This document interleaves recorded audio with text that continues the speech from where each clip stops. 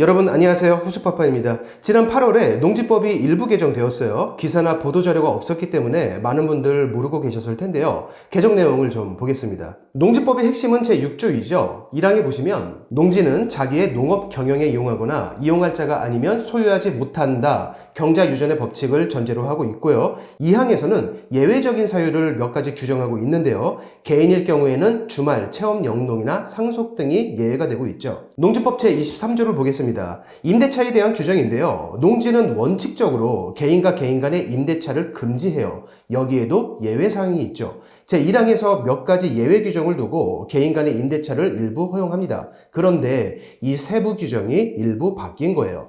농지법 제23조 1항의 그 예외사항, 그러니까 개인 간 농지의 임대차를 허용한 그 예외 규정 중에서 5호와 6호 두 개가 바뀌었는데요. 5호는 원래 이렇게 되어 있었습니다. 농지 소유자가 주말 체험 영동 목적인 사람에게 임대하거나 그걸 업으로 하는 사람에게 임대하는 것, 이게 예외적으로 허용되는 사항이었는데 여기에 3년 이상 소유한 농지를 이런 단어가 추가됐어요. 6호도 마찬가지입니다. 한국농어촌공사 등에 위탁하여 임대하거나 무상 사용하게 하는 경우 여기에도 3년 이상 소유한 농지를 이 단어가 추가됐어요. 즉 소유한 지 3년이 되지 않았다면 개인 간에 일부 허용됐던 임대차나 한국농어촌공사를 통해 임대하는 것을 금지한다. 이런 내용으로 바뀐 것이죠. 자, 이게 농지 투기를 금지하기 위해서 농지법을 바꾼 것이라고 하는데요. 여러분들 보시기엔 어떤가요? 농지 투기를 잡는데 효과가 있을 것으로 보이시나요? 일반인들 보기에는 뭔가 농지를 소유하기 부담스러운 그런 조건이 하나 더 붙은 것 같은 느낌이 들지만 이제 투기꾼들 막 큰일이 난 걸까요? 저는 전혀 그렇게 보이지 않습니다. 그리고 법을 바꾸면 뭔가 보도자료라도 발표해서 국민들에게 안내해야 하는 것 아닐까요? 정말로 효과가 있을 것 같다면 대대적으로 홍보하면서 바꾸는 것이 맞지 왜 아무도 모르게 소리 소문 없이 바꿀까요? 농지를 사는 것을 투기로 보건 투자로 보건 그건 논외로 하고요. 일전에 농지 이행강제금 관련 영상에서 말씀드렸다시피 가족과 함께 주말 농장을 꾸미거나 애초부터 그 목적이 아니고 정착해서 실제 농사지을 상황도 아니라면 농지를 매입한 대부분의 사람들은 나무를 심습니다. 임야이건 전이건 답이건 간에 소나무나 호두나무, 심지어는 800원짜리 참나무 묘목을 군데군데 심어 놓아도 농사를 짓고 있는 것으로 인정해줘요. 그런데 농지 투기 방지를 위해서 3년 이상 소유한 농지만 개인 간의 임대를 허용한다. 소유한 지 3년 이상 안 된 농지는 개인 간의 임대를 허용하지 않는다. 이걸로 투기를 억제한다는 게 인과관계가 있을까요? 매매를 금지하는 것도 아니고 임대를 금지하는 것으로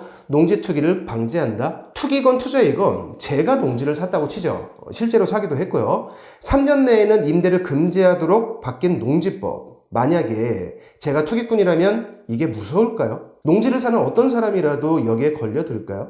소나무나 호두나무 묘목만 심어 놓으면 자경, 직접 농사 짓고 있는 것으로 인정이 됩니다. 대지로 바꿀 계획을 갖고 있거나 가족들과 함께 주말 농장을 만들 게 아니라면 농지를 구입하는 사람들 대부분 나무를 심고 있지 않나요? 자경으로 인정받고 있지 않습니까? 그런데 3년 안에는 빌려주지 못하게 하는 것으로 농지 투기를 억제하겠다? 어떤 생각에서 이런 발상이 나왔는지 모르겠는데 농지 투기가 심하다고 생각된다면요. 몇 군데 심한 지역을 골라서 농지 투기 과열 지역으로 정하던가 해도 실효가 있네 없네 다툼이 생길 텐데요. 그냥 무작정 전국에 있는 아무 농지나 다 대상으로 3년 안에 빌려주지 못하게 만들면 대한민국 농지 투기가 방지될 것이다. 인과관계가 완전히 잘못된 것 아닐까요? 저는 국가에서 실효도 없는 이런 시그널을 계속 보내는 것은요. 단 하나의 득도 없이 오히려 농촌 상황만 악화시킨다고 봅니다. 최근 몇 년간 계속 바뀌고 있는 농지법과 농지법 시행령으로 인해서 현재 농촌에 있는 어르신들은 죽을 맛이에요. 가뜩이나 청년도 없어서 80대 노인들이 농사 짓고 있는 상황이죠. 그마저도 해마다 2%씩 감소하고 있다고 일전에 말씀드렸어요. 왜?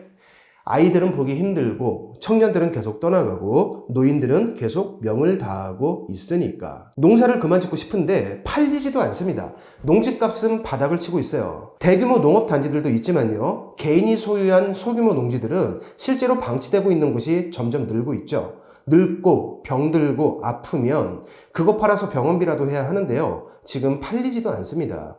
오로지 조그만 땅 하나만이 전 재산인 노인분들이 많은데요. 농사 짓기에는 90을 바라보고 있고 거래는 묶여 있죠. 지역이 살아나는 것은요. 사람이 오가는 것부터 시작해요. 신도시급으로 기반시설을 만들어 놓으면 몇 년 후엔 사람들이 몰리겠지만요. 농촌은 현실상 그게 안 됩니다. 도시에 있는 사람들이 주말에 농막에서 가족들과 하룻밤 자는 것을 막고 누가 농촌에 매물로 나와 있는 땅을 사면 투기꾼으로 보는 것. 정부에서 뭔가 가만히 두지 않을 것처럼 또는 뭔가 아주 불편하게 만들 것처럼 이런 요상한 시그널을 계속 보내는 것.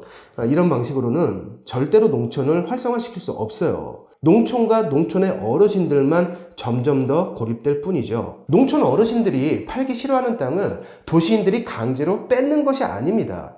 어차피 농사짓기 어려워서 매물로 나온 땅을 도시인들이 사서 왔다 갔다 하는 것이 농촌에 그렇게 해가 됩니까? 오히려 그 속에 있는 어떤 것을 연구해야 농촌 활성화의 실마리가 그 속에 있지 않을까요? 농막을 더욱 강력하게 단속한다면서 더 강한 농지법 시행령 개정을 입법 예고했다가 취소된 일이 오래 있었죠. 더 강하게 개정하려다가 취소된 것이지 기존 시행령은 그대로입니다. 그 규정대로 여전히 단속 중이고요. 농막은 주거 목적으로 사용할 수 없다. 네, 좋습니다. 그런데요. 매일 자는 것도 아니고 토요일과 일요일에 가족들과 텃밭을 일구면서 일주일에 하루 임시로 자는 건데 그걸 주거 목적이라고 한다면요. 제가 일주일에 하루씩 호텔에서 자면 그 호텔은 제 주거시설이 되는 건가요? 도시 사람들이 농촌에 가는 것을 그렇게까지 막고 농사짓기 힘들어서 매물로 나온 땅을 사면 뭔가 죄 지은 사람 취급하고 그러면서 또 구멍은 숭숭 뚫려 있고 농촌 땅값은 바닥을 치게 만들고 제값에 팔지도 못하게 하고 뭔가 큰 그림이 있는 건가요? 몇 년 전에 전국이 시끄러웠던 LH의 토지 투기 사건 몇 명이 유죄를 하는 기사를 봤는데 그 몇 명에서 끝난 듯 싶습니다. 사실 그런 게 일벌백계 해야 하는 진짜 투기 아닌가요? 이번 농지법은 8월에 개정돼서 바로 시행됐습니다. 제가 이해 못하는 큰 의미가 이번 개정안에 정말로 담겨 있는 건지 저도 궁금하네요. 농촌을 활성화시킨다. 지방 정치권에서 계속 나오고 있는 화두이죠. 경자 유전의 법칙을 지킨다. 저도 찬성합니다만 그 방법이 너무 70년대 사고방식에 머물러 있는 것 아닐까요? 오늘 영상은 여기서 마치겠습니다. 고맙습니다.